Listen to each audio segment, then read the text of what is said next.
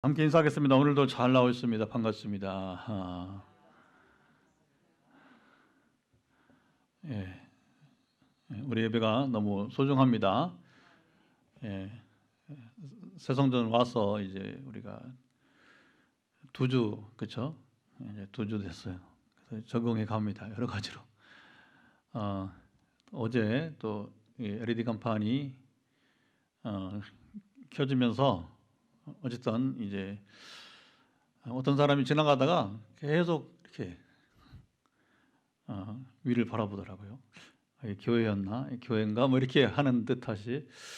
예, 어쨌든 금세 이제 이곳에 교회가 자리한 것을 사람들이 알게 될 것입니다. 발걸음을 이끄시는 분은 주님이시니까. 예, 어쨌든 우리 교회가 이 지역을 향한 하나님의 사랑이 선포되어지고 또 더불어 이제 포항 땅을 거룩하게, 포항 시민들이 무당에 가지 않고 어떤 철학관에 가지 않고 절간에 가지 않고 이 성전으로 오는 발걸음들이 많아지길 바랍니다. 하나님이 교회를 여러분 세워 가십니다. 우리가 늘 조심해야 될 것은 저도 뭐 우리 장로님이 이제 건축을 하시면서 여러 교회 얘기를 하시잖아요. 그래서 이제 성전 건축을 전후해서 교회 시험이 많더라. 사단이 가만히 있지 않는다는 거죠. 이렇게 굉장히 사람들 마음을 충동질하고 이렇게 해서 교회로 쉽지 않게 하는 일들이 많이 있다 하는데 어쨌든 우리 교회는 보면서 장로님이 그런 얘기를 하시는 거예요. 빛내리 교회는 건축도 뭐 규모는 작지만 이제 우리가 이제 또 아직도 개척 과정이 있고 가장 건축을 수월하게 한 교회, 아마 평생에 한번 기록될 것 같다는 거죠. 할렐루야! 이게 참 신비한 일이에요. 신비한 일. 그리고 이제 제가 이제 약간 조금 심기가 불편한 것을 보시면, 아이고 목사님, 빛내리기는 아무것도 아니야. 자, 하교하고 큰스마크에서 또 시작된 목포 성형회 뭐 난리도 아닌가 봐요. 난리도 아닌가 봐요. 교회가 이제 새롭게 이제 건축을 하고 나가야 되니까 사탄이 그걸 얼마나 시샘을 하겠어요. 시샘을. 그러니까 이제 별일이 다 있다는 별일이. 그러니까 빛내리기에 뭐 하여튼 무슨 일이란 모르지만 빛내리기 일어난 건 아무것도 아니다. 그러니까 정말 하나님 특별한 계획 속에서 이제 세워지고 나아가는 우리 교회인 줄 믿습니다. 지난 우리 3장부터 4장은 창세기 중에서도 별로 보고 싶지 않은, 나누고 싶지 않은 내용들입니다. 왜냐하면 사람의 죄 이야기를 다루니까. 사실은 범죄 이야기를 다루는 것은 그리 유쾌한 일은 아니에요. 그렇죠? 좀 덕스럽고 또 소망적이고 또 하나님께 복을 받는 사람들의 이야기, 하나님께 칭찬받고 하나님께 인정받는 사람들의 이야기. 뭐 사람들이 칭찬하는 것도 대단하지만 그러나 여러분 하나님 칭찬하시는 건 더 대단한 것입니다. 참다운 칭찬은 사람이 아니라 하나님이 하셔야 올바른 평가니까. 올바른 평가. 사람들의 평가는요, 힘 있을 때, 돈 있을 때는 여러분 잘 몰려오잖아요, 그렇죠? 그리고 막 용비어찬가를 막 합니다. 목회자도 마찬가지고 정치도 마찬가지고. 소위 한때 잘 나갈 때는 뭐 힘 있고 여러분 또 그렇잖아요. 이제 돈 있을 때는 탕자도 돈 있을 때는 그렇죠? 근데 이제 돈이 사라지잖아요, 그렇죠? 권력이 끝나가잖아요. 언제 시작했는데 지금 대통령도 지금 이제 말기가 됐다고 해서 레임덕이니 뭐니 하잖아요. 그래서 이제 하여튼 여러분 인생이 그렇습니다. 우리 인생은 철저하게 우리는 하나님께서 보시기에 인정하시는 삶이 되어야 돼요. 여러분 우리의 인생의 정말로 승패는, 우리가 성공과 실패는 어디 달려 있느냐? 하나님께 인정받는 자가 되느냐, 그렇지 못한 자가 되느냐. 아멘. 여기 우리 인생이 달려 있는. 우리 교회 지금 몇 명이 모이느냐, 뭐 이 큰 건물이 지금 우리 인원에 무슨 소용이 있느냐, 그런 아무 의미 없는 말이에요. 우리가 하나님을 경외하고 하나님이 함께 하시면 이 건물을 세우신 뜻이 이루어지이다. 약간 우리가 이제 막 개척을 하고 이렇게 뭐 우리가 원치 원치 않는 게 아니라 우리가 생각지 못한 때에 리모델링을 2주년 만에 갖게 하시고 어떻게 보면 4주년 지나고 이제 4년, 지금 이달 말이 가야 4년 6개월이에요. 이제 4년 반이잖아요. 그동안에 4년 5개월 만에 성전 건축을 마쳤고 4년 6개월 차에 우리가 적응을 하면서 다음 달 말 4년 7개월째에는 우리가 입당 예배를 드리게 될 것입니다. 이 과정 자체가 사람이 계획해서는 도무지 이루어질 수 없는 것이에요. 원래 개척은요, 제가 목회를 한 32년 해보니까 많이 봐왔잖아요. 전국의 교회들, 또 해외 교회들, 성기지를 또 우리가 10년 방문해 보았잖아요. 개척교회는 하나님의 특별한 계획 없으면 안 됩니다. 내가 한다고 되는 게 아니라고 하는 거예요. 저도 제가 개척하게 나선 적 없어요. 우리 교회는 하나님이 세우시겠다고 하니까 그럼 순종하겠습니다 하고서 뛰어든 거예요. 할렐루야. 우리는 됩니다. 우리가 죄를 범하고 우리가 의도적으로 하나님을 대적하지 않는 한 포항 빗내리면 됩니다. 그러나 이제 중요한 것은 전통 그동안에 이제 교회처럼 뭐 몇 년 내 몇 명이 모이고 헌금이 얼마하고 뭐 건물 자랑하고 그런 지상왕국이 아니라 우리는 철저하게 하나님 나라를 세우는 교회가 되어야 될 것입니다. 이 과정에서 우리가 조심할 것은 우리가 아담과 하와 이야기 지금 이제 아직 살아 있잖아요, 그렇죠? 이제 오늘 아담과 하와가 첫 아들을 낳고 둘째 아들을 낳는 이야기 나오잖아요, 그렇죠? 아담과 하와는 충분히 하나님께서 정말로 영생을 누리고 그리고 정말 있는 그대로 누릴 수 있는 최적의 상황. 그래서 에덴은 바로 즐거운 기쁜 뜻이란 말이에요. 그 파라다이스. 근데 죄 때문에 결국은 파라다이스를 상실하게 된 것이죠. 그래서 뭐 이제 언어적 표현은 결국에는 에덴의 추방인데 결국은 우리가 지금 오늘날로 본다면 이 지구가 원래 에덴이었어요. 전체가 다. 동산이라는 한 동산만 아니라. 그런데 이제 사람이 죄를 범함으로 추방은 뭐예요? 지상에서 이 지구에서 에덴은 없어진 거예요. 사라져 버린 거예요. 언제까지? 그래서 이것이 존 밀턴의 신라곤이 된 것이고 복락곤일 때까지 이 땅은 여러분 파라다이스가 아닌 것입니다. 근데 참으로 감사한 것은 창세기 3장 15절에 나왔잖아요. 여자의 후손 그리스도께서 이 땅에 오심으로 해서 다시 파라다이스가 지금 여러분이 이제 회복되고 있어요. 밀턴이 복락원의 그 역사가 여러분 이루어지고 있는 것입니다. 그래서 이 지금 포항 땅에 우리 빈내리 교회 왜 세워 주시고 또 새 건물을 주시느냐? 포항 땅을 거룩하게. 그래서 하나님께서 온전한 이제 사람들이 이제 회개하고 돌아오는 이곳에는 정말로 구원의 기쁨을 누리는 교회. 그리고 하나님께 감사의 여러분 노래를 부를 수 있는 교회. 할렐루야. 여러분 기도해 주세요. 우리 전사님이 그런데 지금 소그룹이지만 이렇게 몇 사람들이 모여서 지금 청소년 청년 찬양 예배를 이제 기획을 한다고 그래요. 여기서 하면 돼요. 여기서 2층에 살기 여기서 해야 돼요. 여기서. 그래서 이제 우리도 뭐 많지 않지만 그래서 그렇게 하면 됩니다. 초교파적으로 이곳에서 마음껏 찬양하는 무대가 되었으면 좋겠습니다. 뭐 이거 뭐 조명 사용하잖아요, 그렇죠? 뭐 김육사는 환영하지 않지만 그러나 청년들, 청소년들은 굉장히 환영할 이 무대예요, 그렇죠? 100% 여러분이 이제 사용되어야 됩니다. 우리 때는 사용 안 할 거예요, 웬만하면. 아마 입당 예배 때는 좀 쓸지 모르겠어요. 왜냐하면 그때는 이제 이 설치한 영상 음향팀이 오거든요. 그 실현 이게 이게 뭐냐면 시범을 보일 거예요. 이 지금 성전을 이렇게 쓸 수 있다. 쓸 수 있다 하는 정도로 나타날 것이죠. 어쨌든 간에 여러분 이곳은 하나님께 예배하는 장소가 돼, 찬양하는 장소가 돼야 되고. 근데 우리가 막 억눌려 있고 뭐 여러분 뭐 어떤 그 형식에 매여 있는 예배가 아니라 정말로 우리가 모든 걸 다 내려놓고 정말 땅의 걸 다 내려놓고 신령한 가운데 하나님께 영광을 드리는 순전 예배가 되기를 바라는 것입니다. 근데 실제로요 이런 공간을 주는 교회가 많지 않아요. 새 교회는 새 운동이 일어나야 되는데 그래서 우리는 하나님 나라 운동을 전개하는 교회가 되고 있습니다. 참 우리 교회는 정말 특징적인 건 제가 이제 개척하고 물론 그 전에도 그랬지만 특별히 개척하고 개척 전에는 타교인이 저한테 오지는 않았어요. 전통교회 안에서. 근데 개척하고 나니까 이게 자유로움이 있습니다. 뭐냐면 이제 교단교파 상관없이 이렇게 도움을 청하는 발걸음들이 오더라고요. 어제 상가정 왔어요.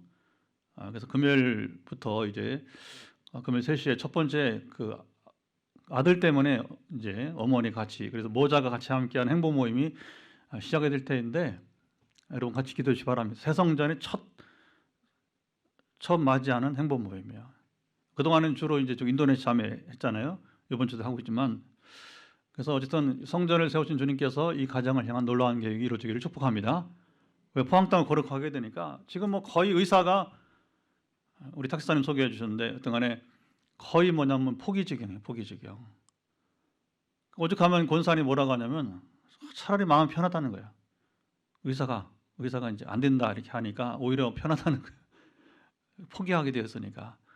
그리고 이제 저를 만나게 되었는데 중요한 것은 이렇게 연약한 사람들이 끊임없이 찾아와요. 끊임없이 개척 시작부터 끊임없이 찾아와.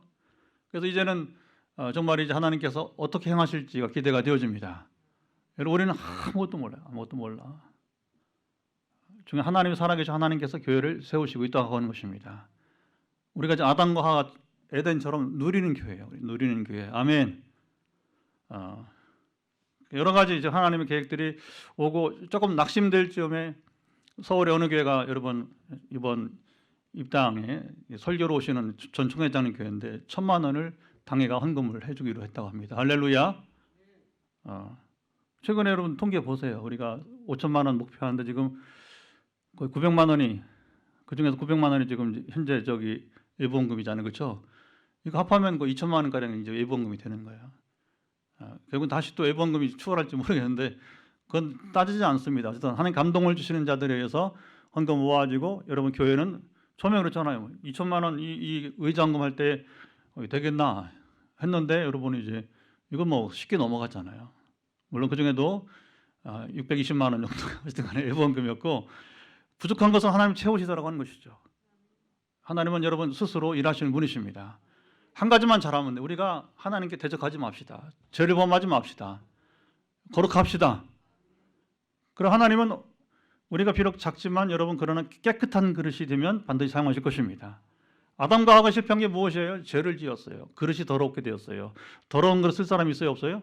절대 안 써요. 금그릇 소용없습니다. 더러운데 왜 써? 차라리 깨끗한 나무 그릇 쓰지. 깨끗한 여러분 그 질그릇 쓰지. 그렇죠? 톡이라도 좋아. 깨끗한 건. 더러운 건 여러분 쓸 수 없는 것입니다. 이거 지금 창세기 그 얘기하는 거예요. 자, 아담과 하와가 죄를 지어서 원죄인데 자, 원죄는 다시 한번 우리 기억해 봅시다. 죄를 지을 수도 있고 짓지 않을 수도 있는 거예요.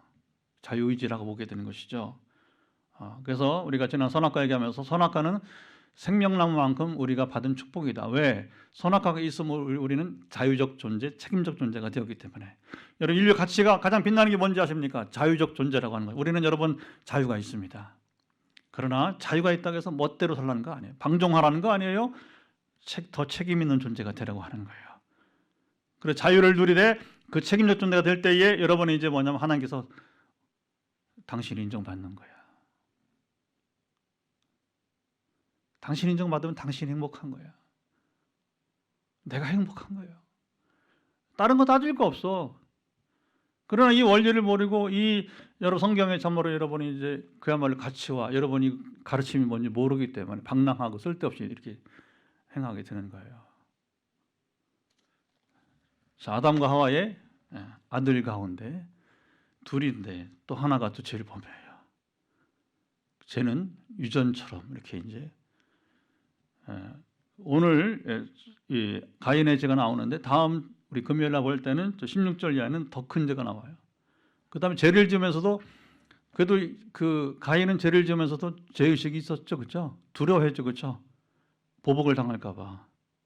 죄 짓고 두려움이 있었어요. 그런데 우리 이제 금요일 날 볼 다음 세대 보면 가인 다음 세대는 뭐냐면 죄를 짓고도 가책이 없어. 오히려 자랑을 해. 막 나는 이런 죄를 범했다고. 여러분 지금 뭐 세상 보세요. 죄 짓고요 큰 소리 칩니다. 죄 짓고 국회의원 가운데 범죄자 많아요. 아시죠?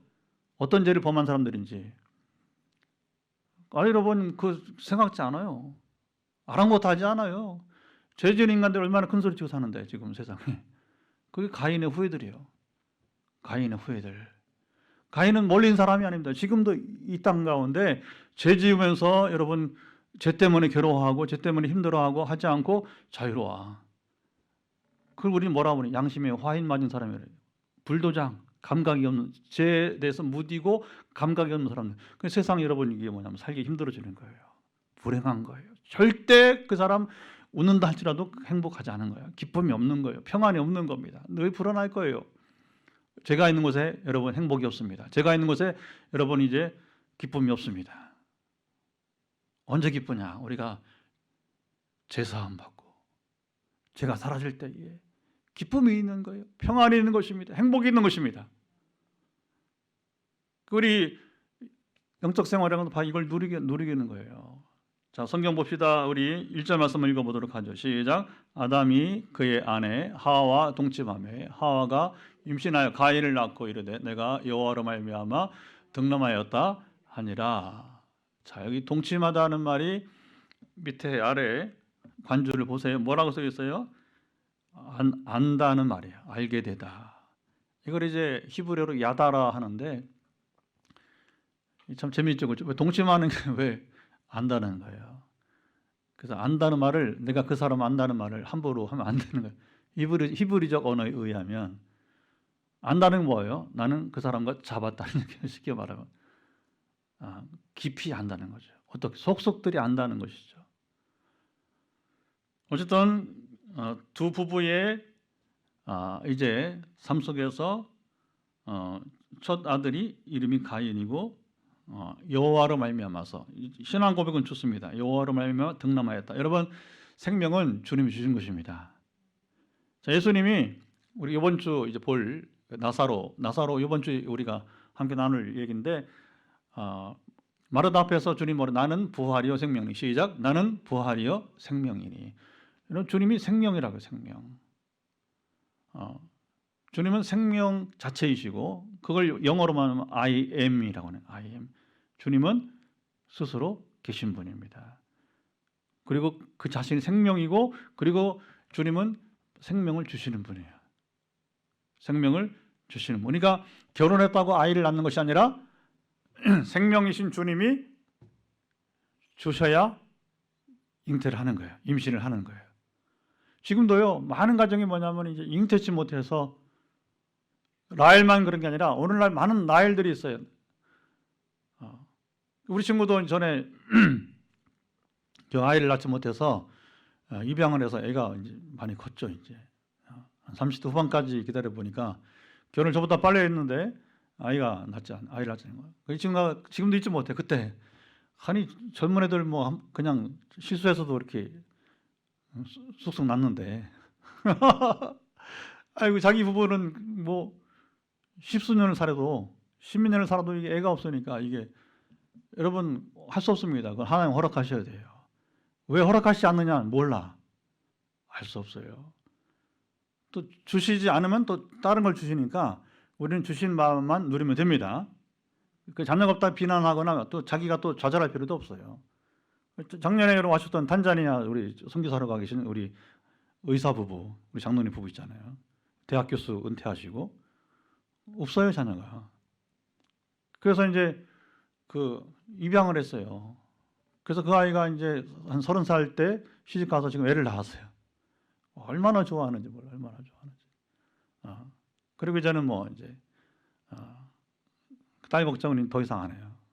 그리고서 이제 선교로 부부가 다 이제 선교로 탄자니아에서 지금 일하고 있는. 그러니까 여러분은 생명은 주님이 주신 것입니다. 왜 안 주시느냐 몰라요.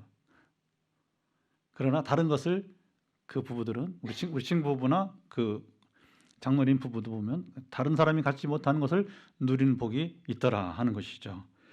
그래서 가인을 낳고 득남하였다. 근데 이 원어를 보니까 의미가 뭐냐? 어맨입니다. 한 남자예요. 한 남자. 그래서 아담은 이제 흙이란 뜻이죠. 그래서 아담은 흙인데 그것이 이제 결국에는 이제 사람이 되어서 사람 이름이 된 것이고, 남자란 뜻의 의미는 누구냐면 바로 가인이 남자란 의미를 처음 가진 그런 의미로서는 그렇게 됩니다. 자, 또 둘째를 낳는 둘째 이름이 뭐라고요? 2절 가인의 아우 누구를 낳았다? 아벨을 낳았는데, 아벨의 의미는 뭐냐면 이제 공허하다 하는 거예요. 공허하다. 참 의문이 있어요. 왜 이렇게 아담과 하와가 둘째 아들 이름을, 첫 아들은 좋아요. 참 남자야. 얘는 남자야. 어멘. 둘째는 아벨을 낳고서 공허. 왜 그랬을지 의문이 있습니다. 그래서 의심을 한번 해봐요. 이게 아벨이 죽은 다음에 이름을 바꾼 건지 개명할 수 있잖아요. 이거 상상력이니까 오해하지 마시고, 아니면 정말 미래를 보고서 이름을 지은, 아니면 이제 아담과 하와가 죄를 범하고 보니까 인생이 참 공허하다, 허무하다 해서 아마 어떤 그런 어떤 이미 죄로 인해서 허무감을 느낄 때에 아마 둘째 아들의 이름을 그렇게 정한 것인지, 이걸 침묵하니까 왜 이름을 이렇게 정했는지. 그러나 어쨌든 간에 이름은 잘 지으시 바랍니다. 이름은 잘 지으시 바랍니다. 여러분 앞으로 손자 손녀 이름 잘 지으라고. 이름 지으라니까 멍하고 있잖아요 지금. 이름 지을 일 없어요? 손자 손녀 앞으로 이름 잘 지으세요. 그래서 물론 자녀들하고 잘 상의하시고, 얼마 전에 우리 박은호 목사 만났잖아요. 정릉교회 초청받아서. 그랬더니 이제 손자 손녀 이제 둘 있는데, 남매가 있는데 이름이 좀 특이하더라고요. 그래서 이제 누가 졌냐고 했더니 애할아버지가 자기가 진 거예요. 자기가 이제 지금 이제 그 딸이 결혼해서 이제 자녀가 있고, 아들은 아직 결혼 안 했어요. 유학생으로 독일에 가 있다 그러는데, 그래서 사돈이 뭐라고 안 하더냐, 그리고 딸 사이가 뭐라고 안 해다 했더니 아무 말 안 하는데, 목사님이 져준 거니까 여러분 이름 잘 지으세요. 이게 너무너무 중요한 것 같아요. 너무너무 중요한 것 같아요. 그래서 이름은 되게, 김아란 집사님은 왜 예은이, 채은이, 예찬이라고 줬어요? 누가 진 거예요?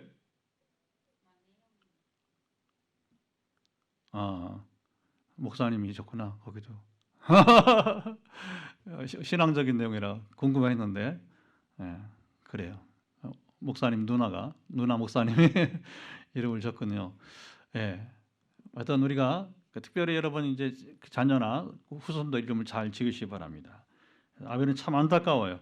자, 오늘 우리가 이제 집중적으로 이제 함께 우리가 논할 부분은 바로 두 아들의 제사 문제가 나옵니다. 그래서 아벨은 양치는 자였고 가인은 뭐 하는 사람이었다? 2절 농사하는 자였더라. 두 사람이 각각 제사를 드렸는데, 자 보니까 3절, 자 4절 한번 읽어보죠. 4절 시작. 아벨은 자기도 양의 첫 새끼와 그 기름으로 드렸더니 아벨과 그 제물은 받으셨으나, 그 다음에 5절 시작. 가인과 그의 제물은 받지 아니하신지라 가인이 몹시 분하여 안색이 변하니. 자, 성경의 그 미스터리 가운데 하나가 여기 어려운 질문이 나옵니다. 왜 하나님은 아벨의 제사는 받으시고 그리고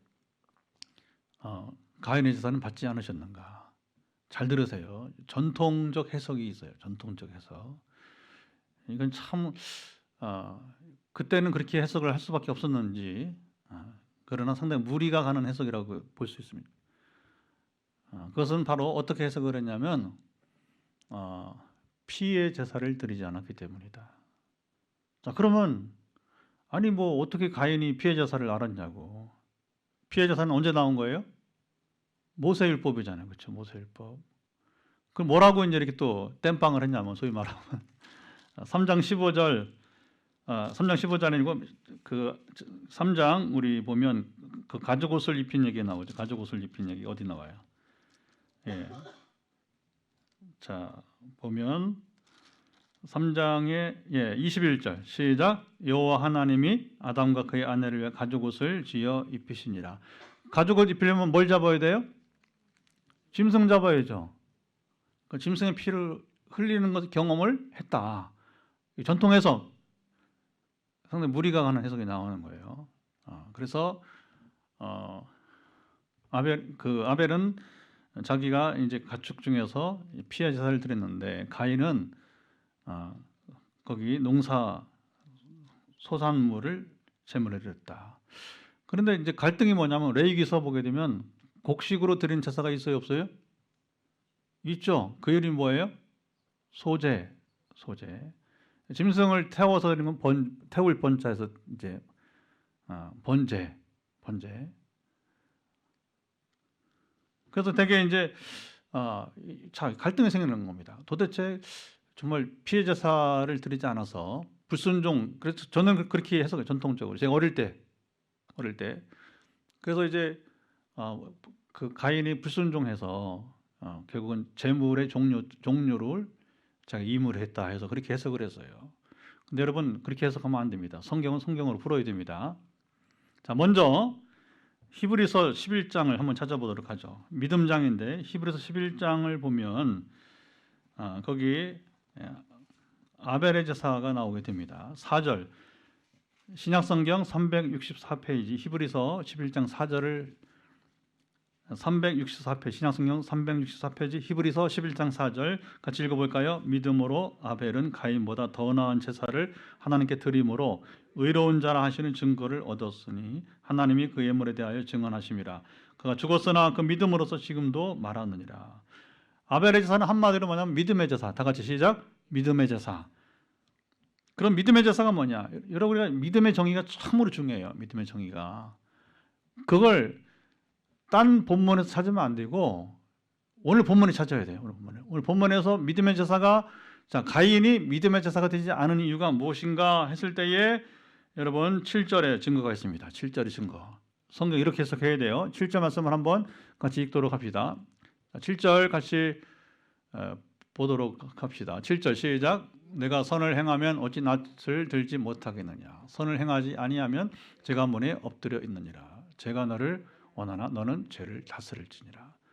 근데 이 가인의 제사가 연락되지 않은 것을 말하면서 진작 중요한 건 뭐냐면 7절이에요. 7절. 근데 전통적 해석에서는 이 말씀을 왠지 외면했어요. 성경 해석의 원칙, 성경을 풀어야 된다. 그것을 히브리서가 신약에서 해석을 해주고 있어요. 아벨의 제사는 믿음의 제사였는데 가인의 제사는 믿음의 제사가 되지 못했다. 그러면 믿음의 제사는 게 뭐예요? 바로 예배만 드리면 제사만 드리는 것이 아니라 평상시에 우리가 선을 행하라는 것입니다. 다시 말하면 죄를 이기라는 거예요. 결정적으로 여러분 이제 7절 하반절에 보면 뭐가 나오냐면 이게 재미있는 표현이 나옵니다. 제가 어떻게 있다고요? 문에 엎드려 있느니라. 제가 너를 원하나 너는 죄를 어떻게 하라? 다스릴지니라. 죄를 이기라. 극복하라고 하는 겁니다. 여러분 믿음이 무엇입니까? 믿음은 선물로 주시는 거예요. 지금 여러분 우리 교회에서 지금 믿음 때문에 씨름하는 한 가정이 있잖아요. 우리가 매일 기도하는 우리 김근영 성도님. 정말 하나님께서 믿음을 선물로 주셨으면 좋겠어요. 본인도 원해. 근데 안 믿어진다는데 어떡할 거예요? 그래서 전에 이제 우리가 복음 제시하면서 우리 성도님이 그런 의지적 결단으로 그래서 이제 신앙 고백도 하고 세례를 받았잖아요. 그러나 진짜 삶 속에서는 이게 믿음이 생기지 않는다는 거예요. 그러니 우리가 아무리 기도해도 여러분 이게 참 큰일입니다. 그러니까 대신에 하나님께서 이미 꿈으로 귀한 비전을 주셨으니까 꿈의 성취가 이루어지이다. 그럼 어떻게 하느냐? 먼저 영적으로 거듭남이 있어야 돼요. 그래서 하나님이 그 영혼을 터치해 주시기 바랍니다. 만나 주시기 바랍니다. 그 갈급함이 우리 집사님한테 있는 것이고 지금 본인에게도 굉장히 갈급함이 있는 거예요. 그러나 중요한 것은 뭐냐? 그때까지 절대로 좌절과 절망에 빠지면 안 됩니다. 우리 열심히 기도해 주시기 바랍니다. 끝까지 이제 승리하여서 포기하지 않고 믿음으로 이제 믿음을 선물로 받길 바랍니다. 그러면 믿음으로 믿음 선물로 받는 사람은 어떻게 하느냐? 이후로는 구원은 믿음 받았지만 그 후에 우리가 선을 행해야 되는 거예요. 이 차이가 있습니다. 종교는 선을 행해야 구원을 받는 것이고 우리 신앙은 구원은 믿음으로 받지만 믿음으로 받은 우리가 마땅히 선을 행하는 것입니다. 죄를 이겨야 되는 것입니다. 그래서 우리가 성도가 만약에 죄를 범하면 그게 얼마나 부끄러운지를 알아야 돼. 그래서 만약에 우리가 여러분 죄를 짓고서 제사를 드린다면 그 제사는 연락이 돼야 한대요. 믿음의 제사가 안 되는 거예요. 예수님 뭐라고 합니까? 너희가 제물을 드리려고 이제 예물을 드리려고 이제 예배로 온단 말이죠. 그런데 오다 보니까 아하, 내가 화해할 사람이 필요하다 하실 때는 돌아가라. 예배 오는 것보다 더 중요한 뭐예요? 돌아가서 지금 관계가 깨진 사람과 화해하는 것이 더 중요하다. 그게 뭐 죄를 다스리는 거예요. 왜 그러냐? 여기 가인의 문제가 뭐냐면, 자, 5절 보면 가인이 거기 자, 제사가 받아지지 않으니까, 하나님께서 제사를 받지 않으시니까 어떻게 했다고요? 몹시 분하여 안색이 변하였다. 그는 화가 났어요. 화가. 여러분, 우리가 최근에 그러잖아요. 성령의 임재를 우리가 구할 때에 제 문제를 먼저 해결하잖아요. 그렇죠? 이게 절대 성령이 임하시지 않아요. 근데 감정의 문제도 굉장히 중요한, 여러분, 감정 처리를 잘해야 돼요. 그래서 우리가 재고백할 때 뭐예요? 혈기 부리는 거, 미워하는 감정, 용서치 못하는 마음, 시기하는 마음들, 감정 처리를 잘해야 돼요. 이것이 처리가 안 되면 성령님이 임하시지 않는 거예요. 너무나 중요한 겁니다. 그런데 가인은 이 감정적인 죄를 범한 겁니다. 자, 보세요. 예수님이 살인하지 말라 한 말씀을 여러분 해석하시면서 모세는 이렇게 말했지만 나는 너에게 이르노니 하면서 재해석하시는 거예요. 재해석이 뭐냐? 율법의 근본 정신이 뭐냐? 너희들이 형제를 죽이지 않았다고 살인한 것이 아닌 것이 아니라는 거예요. 형제를 향해서 너희들이 화를 내고, 이게 중요한 거죠. 혈기를 부리고, 그러면 감정에서 문제가 생기면 살인할 수 있다는 거예요. 그러니까 죄의 근본을 우리는 다스려야 될 것입니다. 근데 그중에 뭐냐? 감정을 다스리지 못하면 여러분이 이제 죄 범하는 것은 굉장히 빠른 시간 내에 이룰 수가 있어요. 그래서 잘 들으세요. 사단이 우리 감정을 부추겨. 충동질한단 말이에요. 충동질. 그래서 여러분 이걸 잘 이해를 해야 돼요. 어떤 사람은 왜 목사님 귀에만 있으면 사탄 얘기하는데 사람이 그렇게 무능합니까? 사람이 그렇게 무책임합니까? 여러분 무능해요. 죄송합니다. 무책임해요. 그 부정하면 문제 해결되지 않아. 사단은 계속 틈을 타서 뭐냐면 우리의 약한 감정을 파고 들어온단 말입니다. 부추겨, 충동질해. 이런 표현들 성경에는 지금 뭐 시간 다 찾지 못하지만 여러 곳에 있어요. 여러 곳에. 그래서 우리가 여러분 이제 어떤 뭐 정욕, 욕심, 교만 이런 것도 죄가 되지만, 그러나 이런 여러분 행위는 나타나는 것보다 근본적으로 뭐냐? 우리 감정을 잘 다스려야 돼요. 그런데 보면 가인이 이게 안 됐어요. 그래서 한마디로 말하면 가인의 제사의 실패는 무엇이냐? 재물의 문제라고 보기에는 무리가 있다는 거예요. 해석상. 그리고 어떻게 봐야 되느냐?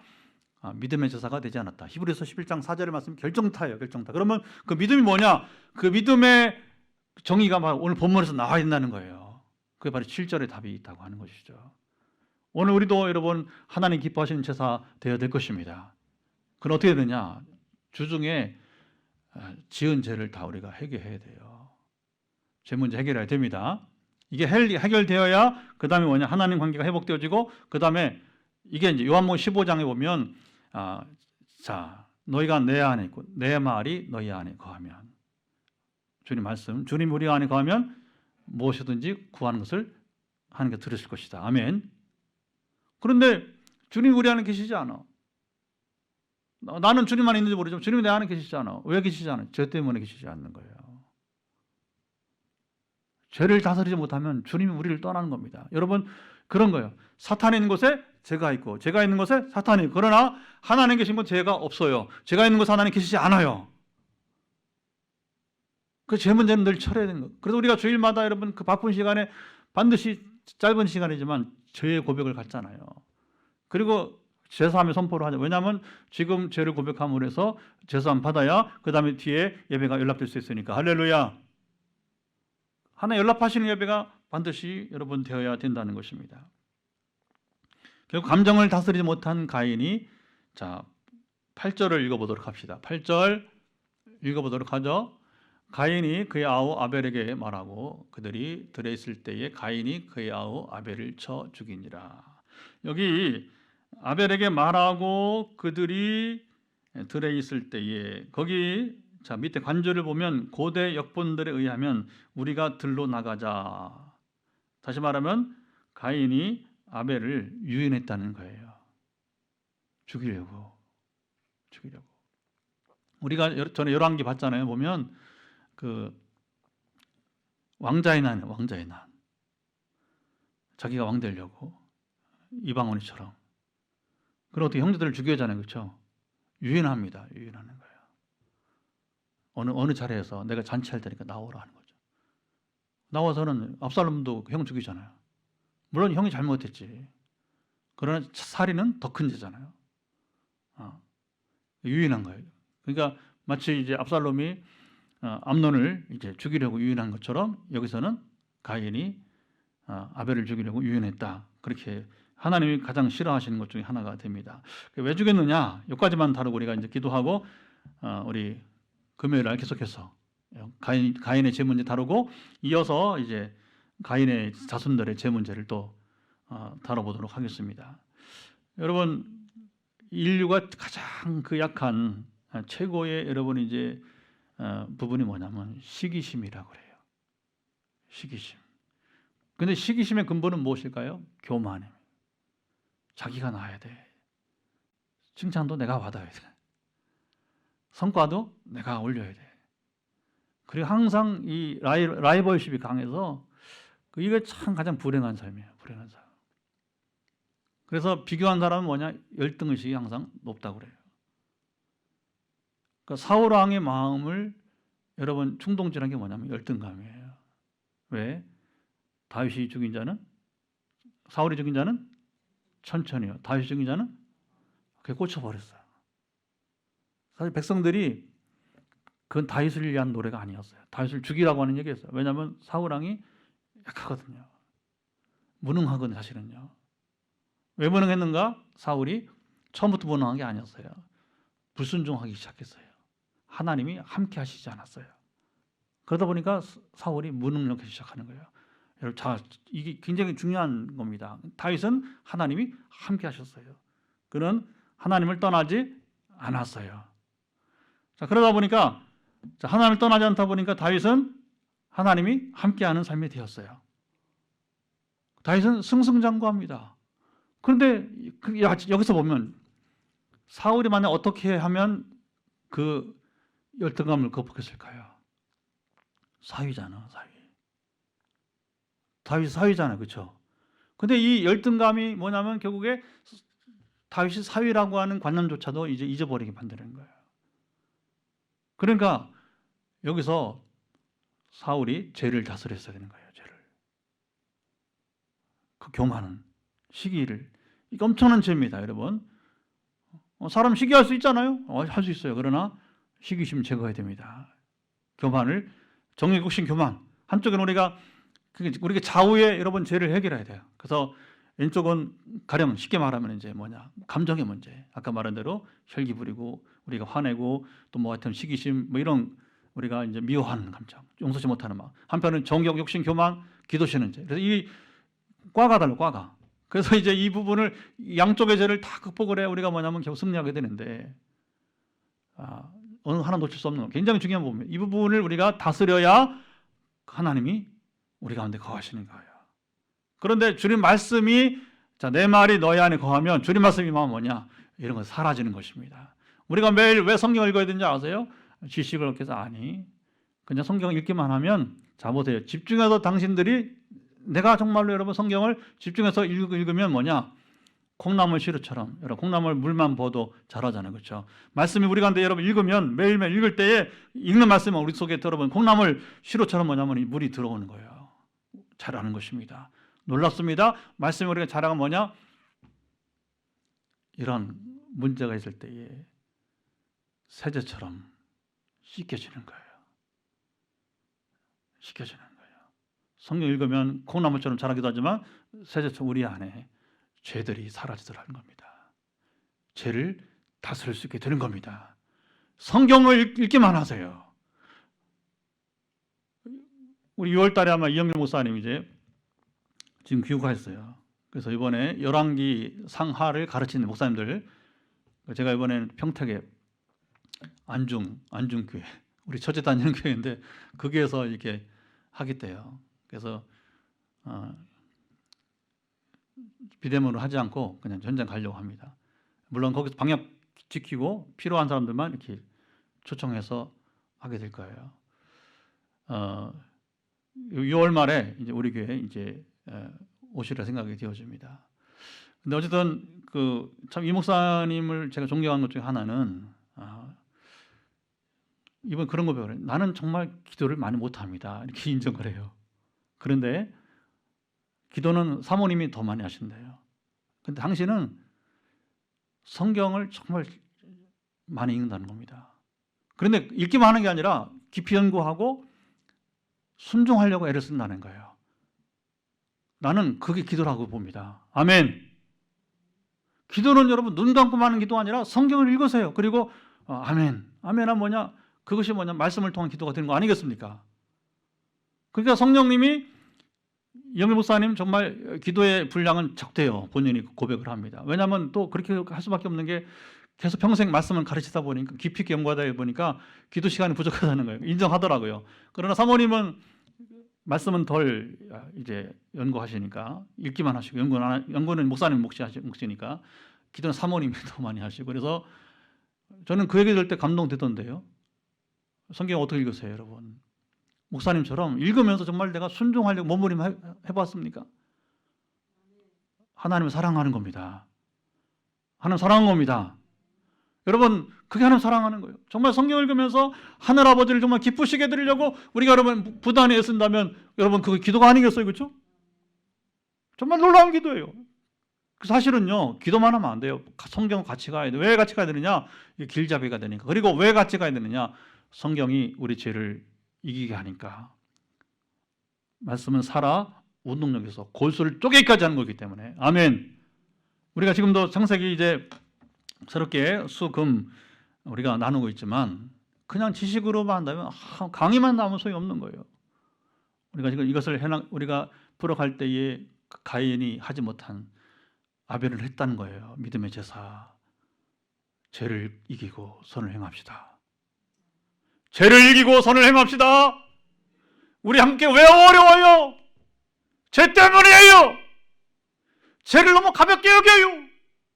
죄를 우습게 여겨요. 죄 짓고 여러분 가책이 없어요. 우리 동료들 얘기해요. 저도 한때 그랬어요. 죄송하지만. 저도 한때 그랬어요. 정말 말씀 만나기 전에, 성령 만나기 전에 저도 그랬어요. 제가 완전하다는 거 아니에요. 그러나 우리가 서로 이제 몸부림하면서 이것을 극복해야 부흥이 오는 것입니다. 이걸 극복해야 부흥이 오는 것입니다. 여러분 포항 빈내리가 어떻게 여러분 소망이 있습니까? 죄를 다스려야 돼요. 그러면 영적 부흥이 도래할 것입니다. 이런저런 얘기가 많이 들려와요. 제 귀에 이 성전 건축하고서. 얼마 들었어? 돈 묻지 말라고 그래. 알면 뭐하게? 돈 줄 거야? 어느 게 1,000만 원 주면 내가 얘기해 줄게. 별 얘기 다 들어와요. 여러분 귀 닫으세요. 하늘을 보세요. 주를 보세요. 죄를 다스립시다. 주님 임하십니다.